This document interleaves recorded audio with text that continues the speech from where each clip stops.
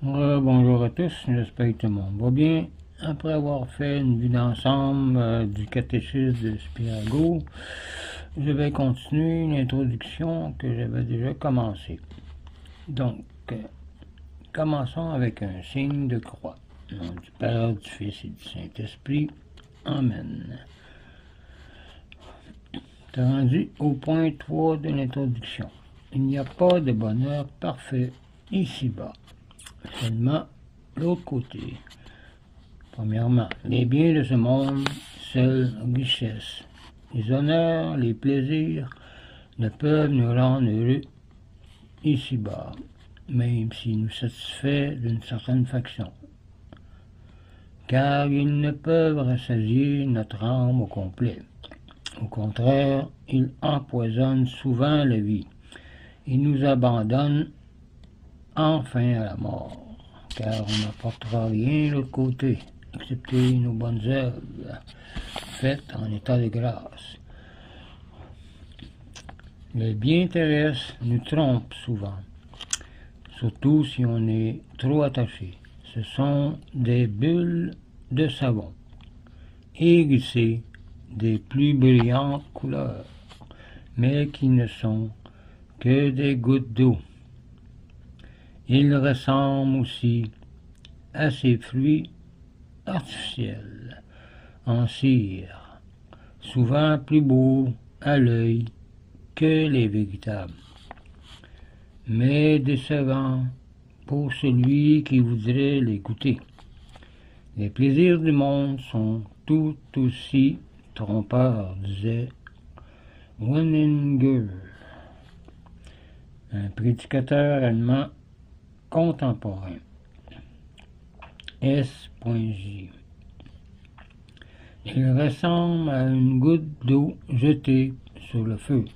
Loin de l'éteindre, elle le fait flamber davantage. De même, les plaisirs excitent plus fort les passions sensuelles. L'homme ou la femme est né pour Dieu et le bonheur du ciel, comme le poisson pour l'eau. Enlevez-le de l'eau, le poisson, et il se débat, se replie, se tord, malgré les appâts que vous mettrez devant lui, et la satisfaction.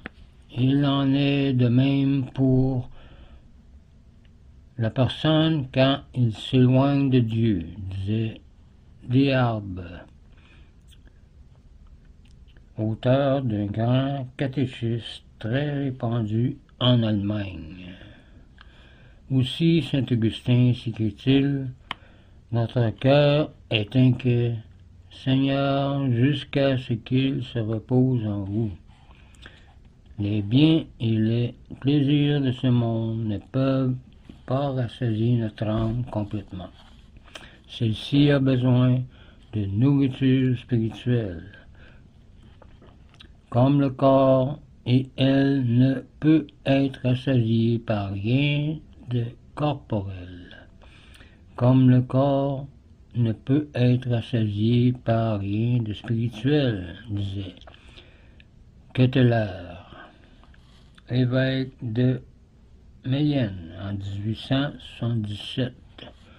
Aussi, le Christ dit-il à la Samaritaine, celui qui boira de cette eau aura de nouveau soif. Voir Jean 4, verset 13. On rassasie l'âme avec des richesses, aussi peu qu'on éteint le feu avec du bois, de l'huile, de la poix ou d'un étanche sa soif, ou qu'on étanche sa soif avec du sel, disait saint Bonaventure. Dans la Rome païenne, au commencement de l'Empire, quand la richesse et le luxe prirent un essor extraordinaire, les suicides augmentèrent aussi, dans une proportion effrayante. Qu'en conclure? Que devons-nous en conclure, c'est que l'homme ou la femme ne peut trouver la paix du cœur que dans la connaissance de la vérité et la sainteté de vie, disait saint Augustin, lui qui a été dans le monde avant d'être chrétien et qui avait même une concubine, je pense, puis un enfant. Les biens de ce monde empoisonnent même quelquefois la vie, si on ne fait pas attention. Que de soucis n'a pas un riche. Les richesses sont comme des épines. Quiconque s'y attache, son cœur se cause des douleurs semblables à celles de l'homme qui serre des épines dans ses mains. Saint Jean Chrysostome disait ça. De même que chaque goutte d'eau douce se mêle aux zones amères et salées de l'océan, ainsi la douceur des plaisirs mondains se transforme en amère et se transforme en amertume, disait saint Bonaventure.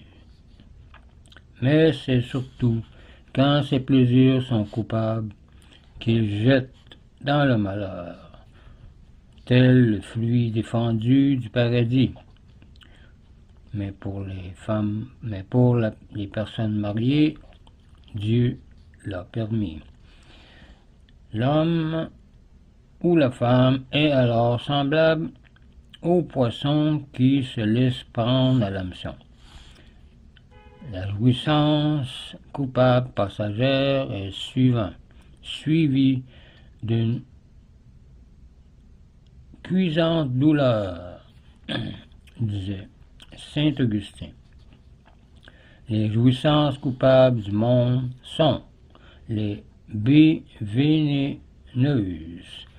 qui ont l'air d'une nourriture délicieuse, mais dont l'usage produit de grandes souffrances et souvent la mort intérieure. Le monde est l'ennemi de ses amis, disait Cinieri. Les biens temporels nous abandonnent à la mort. Nous n'emporterons rien au-delà de la tombe. Voir 1 Timothée 6, verset 7. Et c'est normal aussi, car le corps n'est pas éternel encore.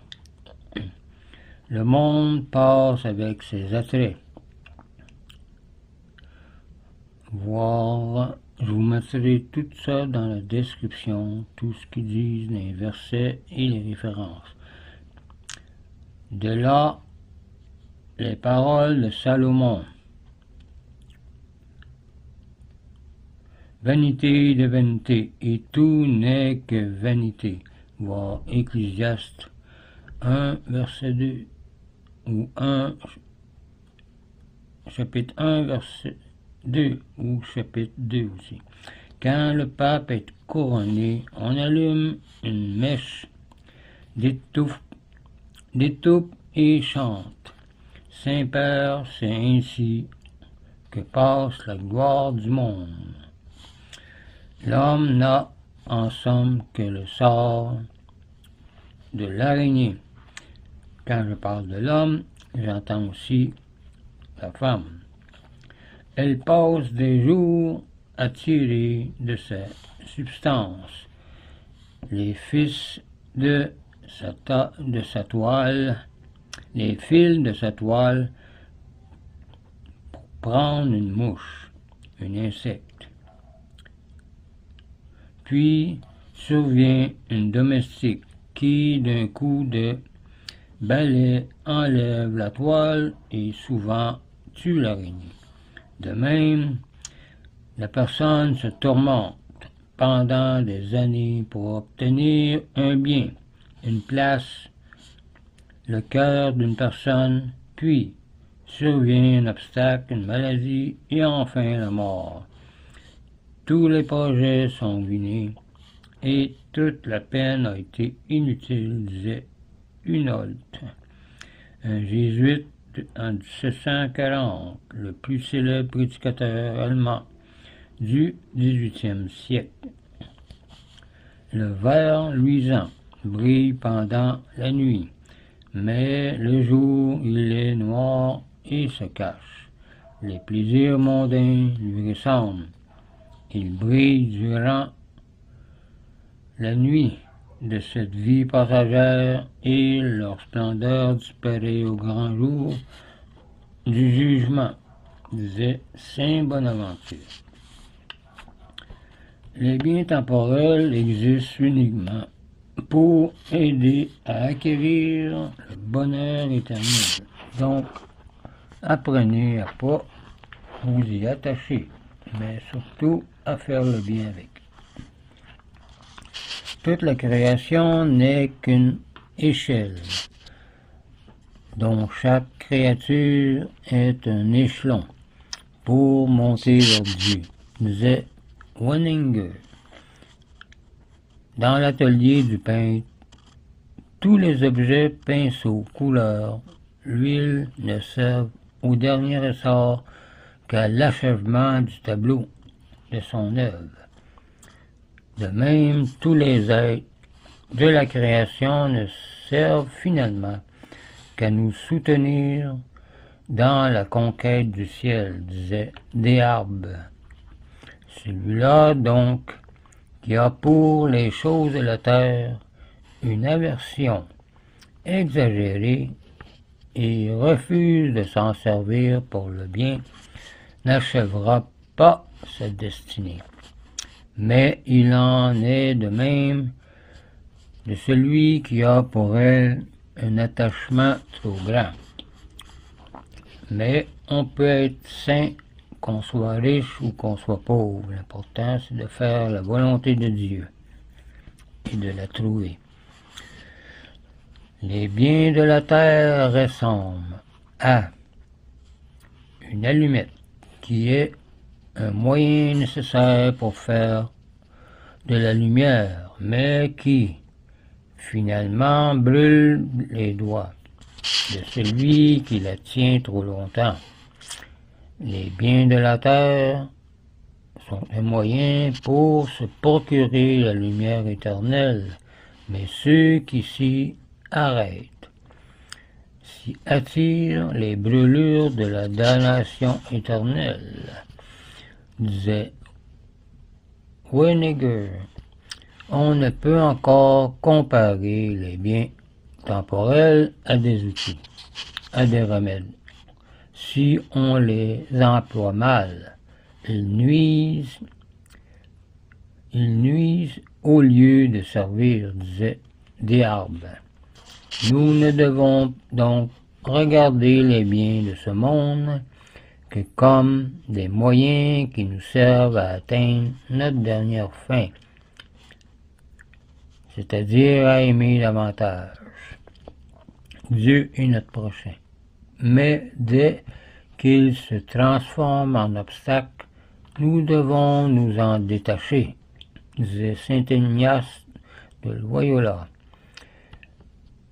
Que ces biens soient nos esclaves, nous ne devons pas être leurs esclaves, disait saint Alphonse. Deuxième point, l'évangile de Jésus-Christ est seul capable de nous rendre partiellement heureux déjà en ce monde, car quiconque suit cette doctrine trouvera le contentement intérieur et la paix de Dieu. Vous pouvez aller voir Philippiens 4, versets 1 à 9.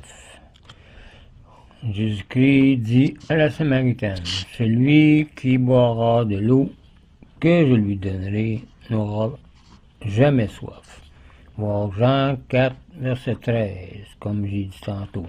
Puis, lorsqu'il promet le Saint-Sacrement dans la synagogue de Capharnaüm, il répète, « Celui qui vient à moi n'aura point faim. » Voir Jean 6, verset 35 à 50 même, si vous voulez.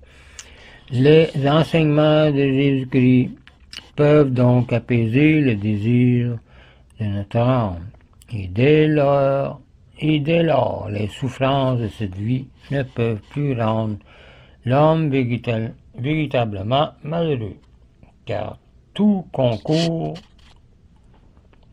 à ceux qui aiment Dieu. Tout concourt à notre bien à ceux qui aiment Dieu. Voir Romains 8, verset 28. Troisièmement, celui qui suit la doctrine de Jésus-Christ sera persécuté, comme disait Jésus, mais ces persécutions ne pourront pas lui nuire.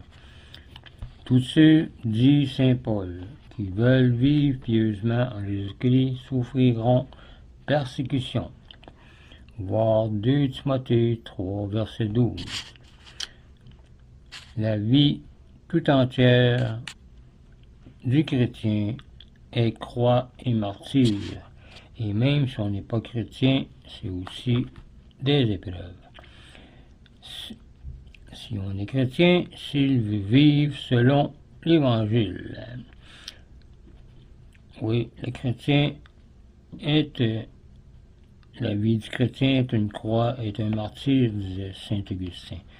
Je le dis en toute conviction, moins quelqu'un aura de piété,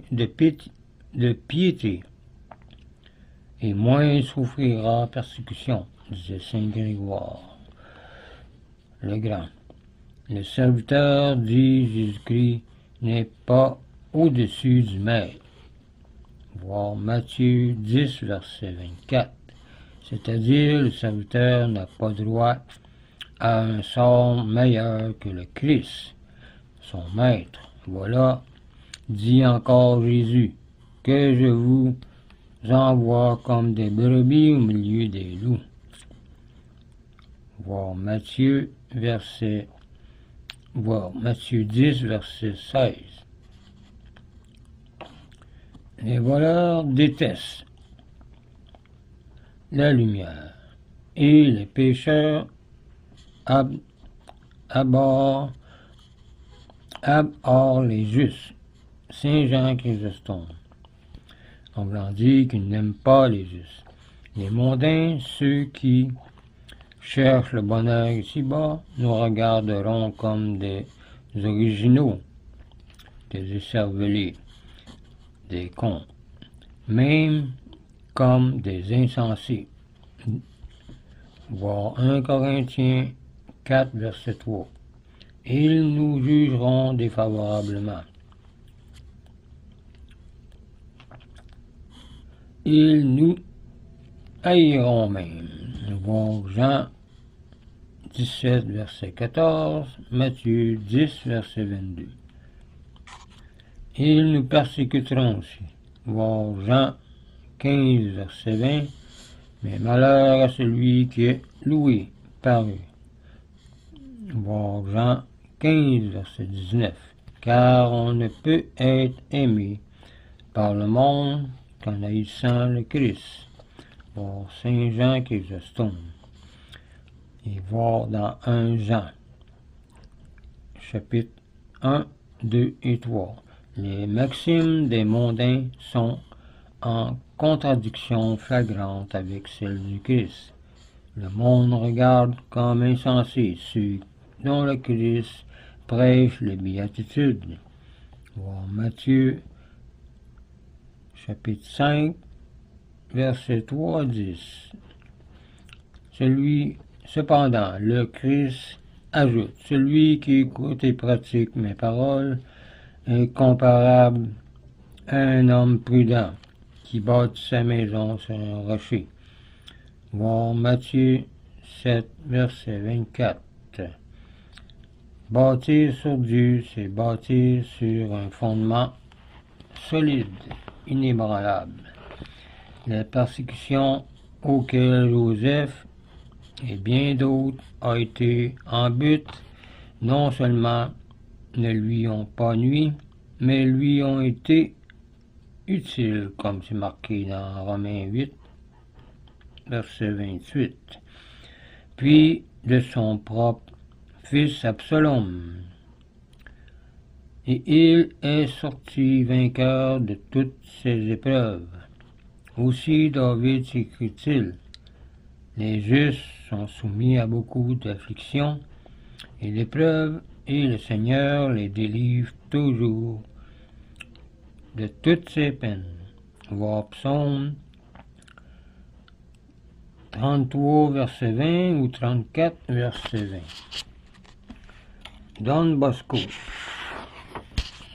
à Turin, a été soumis à des épreuves sans nombre en s'occupant des enfants abandonnés. Néanmoins, jusqu'à sa mort en 1888, il fonda avec la grâce de Dieu près de 200 maisons, où 130 000 enfants recevaient l'éducation. Dieu n'abandonne pas le juste. Voir Psaume 36, verset 25 ou 37, verset 25. Le méchant médite notre perte et Dieu le fait contribuer à notre avantage. Un peu comme dans Genèse, Joseph, on l'avait vendu, mais Dieu l'avait mis à tête de l'Égypte. Les tristesses du calvaire sont suivies de joie de la résurrection. Un bon chrétien n'a rien à craindre, ni des hommes, ni des démons, ni de personne. Si Dieu est avec nous, qui pourra être contre nous? Disait Saint Jean Chrysostome. Quatrièmement, le bonheur parfait n'est pas possible ici-bas, car personne ne peut absolument échapper aux souffrances d'ici-bas. Les mondains, nous l'avons vu, est sujet au malheur, et le juste est persécuté. De plus, personne n'échappe aux maladies, aux douleurs les plus amères et à la mort, à part de Jésus-Christ et de Marie. Mais la terre est une vallée de larmes, quand on récite le Salve Regina, un immense hôpital où il y a autant de malades que de personnes vivantes. La terre est le champ de bataille entre les ennemis de notre salut, c'est-à-dire tout ce qui est mal, surtout qui vient des démons, et notre vie est une lutte, disait Job 7, verset 1. La terre est un lieu d'exil éloigné de la patrie, de notre patrie qui est le ciel, voire Seigneurie. Un océan toujours agité par de violentes tempêtes, comme disait Saint Vincent Ferrier. Le bonheur et le malheur, la joie et la douleur alternent dans cette vie, comme le soleil et la pluie dans la nature. Chaque plaisir est comme l'avant-coureur prochain d'un malheur. Un jour, on annonça à Philippe de Macédoine 3 événements heureux à la fois. J'ai été trop heureux, s'écria-t-il. Cette prospérité ne continuera pas longtemps. Notre vie est une traversée, un exil, au cours de laquelle les flots tantôt nous élèvent et tantôt nous abaissent, disait saint Ambroise. Un voyage qui nous force à marcher tantôt dans la plaine et tantôt par de pénibles montées, surtout quand on vieillit. Saint Grégoire le Grand. Faites les plus grands efforts possibles pour améliorer le sort de l'humanité. jamais elle ne sera libre de grands fléaux, car la souffrance et la douleur sont la destinée du genre humain à cause du péché originel, mais que le Christ est venu sauver. Le socialisme est par conséquent incapable d'atteindre le but qu'il se propose, organiser une vie exempte de privation et pleine de plaisir et de jouissance. Le pape Léon XIII, en 1891, qui disait ça. Donc, ce serait tout pour l'introduction pour le catéchisme du Père Ego. On va commencer la première partie du catéchisme la prochaine fois. On va parler de la foi. La connaissance de Dieu fait le bonheur des anges et des saints. Donc, je vous laisse là-dessus. Je vous dis au revoir et union prière.